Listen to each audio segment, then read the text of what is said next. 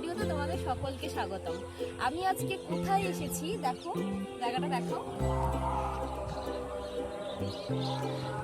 আজকে আমি এসেছি আমাদের এলাকারই একটা মাঠে। এই যে আগের দিন সেই ভিডিও করবো বলেছিলাম যে ধান ক্ষেত, এই যে সেই ধান ক্ষেত, কিন্তু সেই দিনকার ভাগ্যবশত সেদিনকার আমরা ভিডিও করতে পারিনি। আজকে ফাঁকা পেয়েছি তাই আজকে ভিডিও করতে চলে এসেছি, যদিও সেই ভিডিওটা আর হবে না, তাও ভিডিও করতে চলে এসেছি। তো চলো আর না বকে ভাট, পুরো ভিডিওটা শুরু করা যাক, একদম স্কিপ করবে না। তো চলো ভিডিওটা শুরু করা যাক। সকাল সকাল ঘুম থেকে উঠে চলে গেছিলাম আমাদের জমিতে, গিয়ে দেখছি যে একটা বেগুনে পুরো পোকা ধরে নিয়েছে। মানে কি বলবো গাইস। আর একটা কথা, আমাদের গাছগুলো যেহেতু অনেকটাই নিচে নিচে, মানে অনেক ছোট থাকতেই যেহেতু ফলন ধরে গেছে, সেই জন্য না অনেক বেগুন তারপরে অনেক টমেটো না পচে গেছে।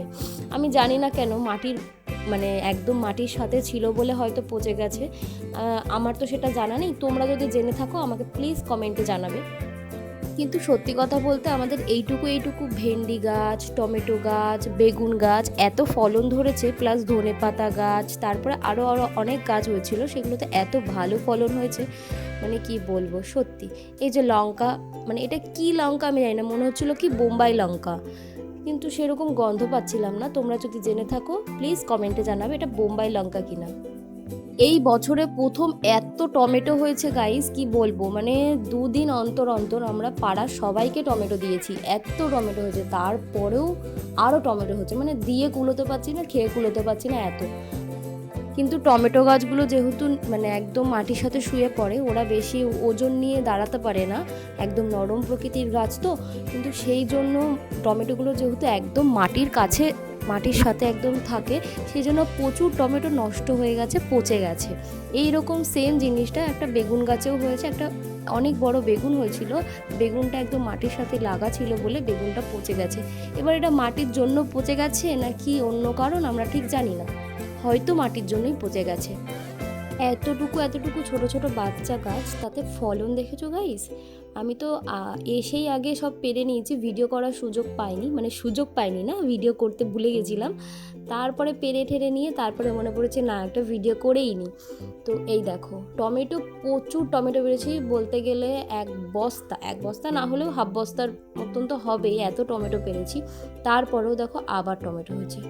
এই আবার পেরে নিয়ে আসলাম, আরও অনেক ছোট ছোট টমেটো রয়েছে, ওগুলো আবার বড় হবে, মানে শেষ আর হচ্ছে না, দেখেছো। এবার টমেটোগুলো পাকছে, এখন মনে হয় টমেটোটা পাকার সময়, কারণ এতদিন আমরা যে টমেটোগুলো পেরেছিলাম সেগুলো ছিল সব কাঁচা টমেটো, এখন দেখছি রিসেন্ট পাকা টমেটোও হচ্ছে।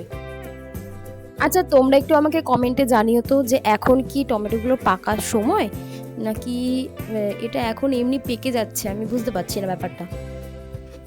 আর একটা কথা, আমি সেদিনকার একদমই টমেটো পড়ার উদ্দেশ্যে যাইনি, আমি গেছিলাম ভেন্ডি পাড়তে।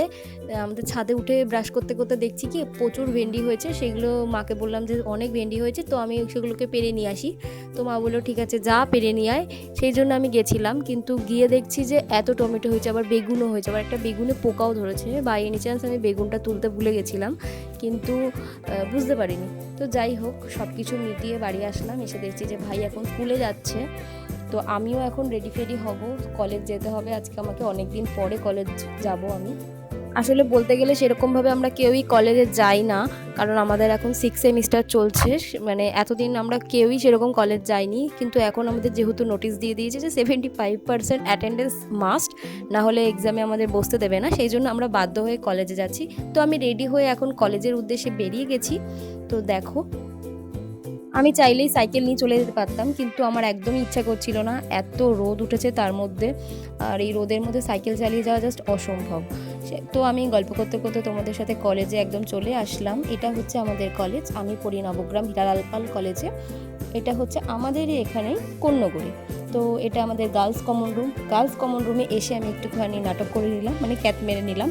দেন এখন আমি যাব কলেজের কিছু ভিডিও ক্লিপ নিয়ে নিতে, কারণ হচ্ছে কি আমার দিদি যখন পড়তো, আজ থেকে প্রায় 10 বছর আগের কথা বলছি, তখন কলেজটা ছিল পুরোই আলাদা, আর আমরা তো আছি আর 2 মাস, তাই জন্য ভিডিওগুলো নিয়ে রাখলাম, যাতে আমরা যখন কলেজ থেকে বেরিয়ে যাব, কাজবাজের সাথে যুক্ত হয়ে যাব, সবাই সবার লাইফে নিজেদের মতন ব্যস্ত হয়ে পড়বো, সেই টাইমে আমরা যেন এই ভিডিওগুলো দেখে সেই পুরনো স্মৃতিগুলোকে মনে করতে পারি। মানে কলেজ লাইফটা সেরকমভাবে বেশি টাইম আমরা কাটাতে পারিনি, কিন্তু যাই হোক অনেক বন্ধুবান্ধব বানিয়েছি, অনেক স্মৃতি রয়ে গেছে। তো আমরা যেন সেই সুন্দর স্মৃতিগুলোকে মনে করতে পারি, সেই জন্য আমি ভিডিওগুলো করে রাখলাম। তো বাড়ি এসে ফ্রেশ হয়ে এখন আমরা বেরিয়ে গেছি মাঠে চলে যাচ্ছি দুটো বোনকে নিয়ে। একটুখানি ভিডিও করব, একটুখানি মাঠে সুন্দর হাওয়া খাবো। আমি দিনকে দিন কেন জানি না আমার মানে মাঠ ঘাট তারপরে হচ্ছে সবুজের প্রতি আরও বেশি প্রেম জাগছে। একা থাকি তো তাই জন্য হয়তো এরকম হচ্ছে ব্যাপারটা। তো এসে আমি আগেই প্রকৃতির ভিডিও করা শুরু করে দিয়েছি। আমার খুবই ভালো লাগছে এখন কয়েকদিন ধরে না, আমার বরাবরই সবুজের প্রতি একটা আলাদাই প্রেম, কিন্তু তাও মানে সেরকমভাবে তো আমরা এখানে সবুজ দেখতে পাই না, চারিদিকে শুধু বড় বড় অট্টালিকা এইসবই। তো তাও মাঝখানে আমাদের এখানে অনেকটাই জমি আছে, তারপরে হচ্ছে আমাদের না মানে এখানে অনেক জমি আছে, ধান ক্ষেত আছে। তো ভিডিও করতে করতে দেখো আমার জুতো এখানে আমি ফেলে ভিডিও করা এমন চোট, আমার জুতো ফেলে আমি ভিডিও করছি, মানে কি বলবো।